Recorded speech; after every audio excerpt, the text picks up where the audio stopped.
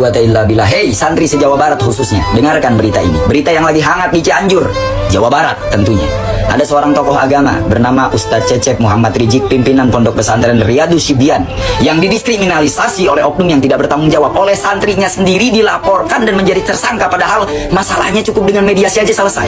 Sekarang beliau mendekam di lapas Cianjur pakai borgol. Kiai dipakein borgol, padahal kesalahannya bukan korupsi, kesalahannya nggak pernah merugikan rakyat apalagi negara, bukan bandar narkoba. Tapi sebegitu hukum di Indonesia memperlakukan orang yang tidak salah, tumpul ke bawah, tajam ke atas.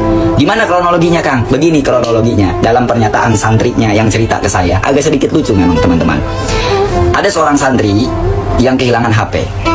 Kemudian kiainya manggil seluruh santri, berikut dengan santri kalongnya dipanggil. Ada yang terindikasi dicurigai maling HP, dipanggil dong. Begitu duduk, belum ditanya udah bilang, saya mah nggak maling HP. Nah, karena kiainya inisiatif, kiainya bilang, oh ya udah, kalau nggak maling HP, kamu ngambil wudhu, kita mubahalah, sumpah Quran. Karena dia nggak mau, dia mukulin dirinya sendiri. Kiainya nggak tega, dipisahin sama kiainya. Telunjuknya kiai malah digigit.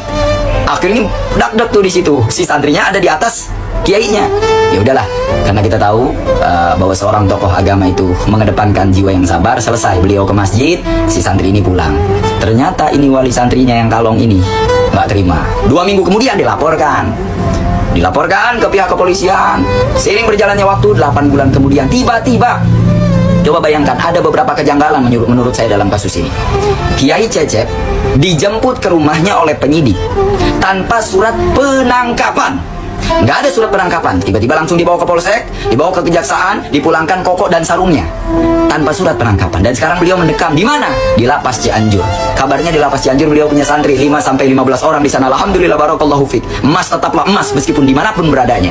Tapi coba bayangkan, tanpa surat penangkapan beliau ditangkap, dibawa ke polsek, dibawa ke kejaksaan, yang pulang cuman sarungnya sama baju kokoknya.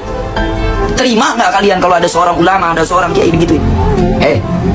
Santri se-Jawa Barat, saya mau ngabarin, kita tidak diperbolehkan aksi oleh kejaksaan. Dalam pernyataan lawyernya dari Kang Ustadz Cecep, ini suratnya. Saya meminta kepada penegak hukum khususnya di Jawa Barat untuk lebih menyikapi dalam hal ini. Jangan tumpul ke bawah tapi tajam ke atas. Lihat bagaimana dikatakan dalam pasal 18 ayat 3, di mana seorang penyidik sebelum melakukan penangkapan 3 kali 24 jam sebelumnya harus memberikan surat salinan dari surat penangkapan itu. Gimana mau memberikan surat salinan kalau surat resmi penangkapannya aja nggak dikasih? Ini kiai loh, ini tokoh ulama, kok bisa didiskriminalisasi? Memang kabarnya ini awal dari bermula dari kebencian teman-teman. Kita nggak bisa tinggal diam. Kita nggak bisa tinggal diam.